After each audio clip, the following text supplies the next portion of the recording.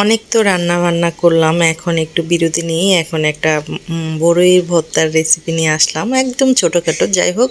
তো সেটাই আপনাদের সাথে শেয়ার করব, আশা করছি ভালো লাগবে। তো আসসালামু আলাইকুম, সবাই কেমন আছেন? আলহামদুলিল্লাহ, আমরা ভালো আছি।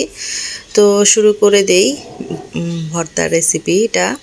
তো এই যে একটা পাত্রতে আমি ভালো করে বড়ইগুলো ধুয়ে নিচ্ছি, যেন ময়লা থাকলে ময়লাটি কেটে যায়, বের হয়ে যায় আর কি। তো পরিষ্কার করে এখন পানিটি ছেঁকে নেব। পানিটি ছেঁকে নিয়ে তারপরে একটা পাত্রতে রাখবো, একটা বাটিতে আর কি। তারপরে এই যে এমন একটা পাত্র নেব, যাদের পাটাতে ইচ্ছা এটা মেশ করে নিতে পারেন। তো আমি এই তো সম্পূর্ণ বড়িগুলো এরকম ছেঁচে বা মেশ করে নেব। ভালো করে মেশ করতে হবে।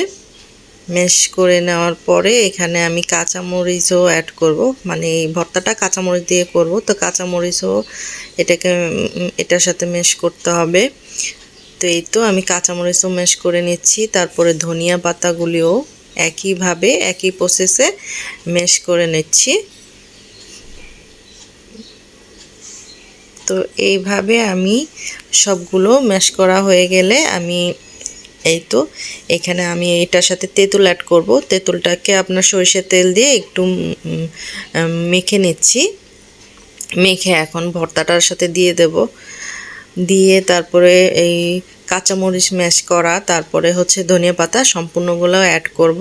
এটার সাথে আমি গুঁড়ো মরিচ অ্যাড করলাম, কম বেশি দিতে পারবেন। তারপরে সামান্য একটু লবণ দিয়েছি, লবণ তো পরিমাণ মতো দিতে পারবেন আপনারা। সাথে আপনার চিনি দিয়েছি। তারপর সরিষার তেল না দিলেই নয়, ভর্তাতে সরিষার তেলটা দিলে আর একটু টেস্ট বেশি হয়। আমি এখানে বিট লবণও দিয়েছি একটু আপনার লবণের সাথে। তো আমি বলে দিলাম। এই তো এখন সম্পূর্ণভাবে ভালো করে এটাকে ভর্তা করে নেব। ভর্তা করে নিচ্ছি। যাই হোক, এই যে কি সুন্দর করে মাখাচ্ছি দেখেন। হ্যাঁ, এটা দেখলেই খেতে মন চাবে। যাই হোক, আজকে একটা ছোট আর কি ভিডিওটা নিয়ে আসলাম।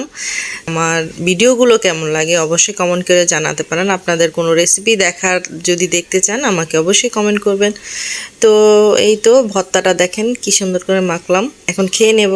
যাই হোক, সবাই সুস্থ থাকবেন, ভালো থাকবেন, নিরাপদে থাকবেন। আল্লাহ হাফেজ।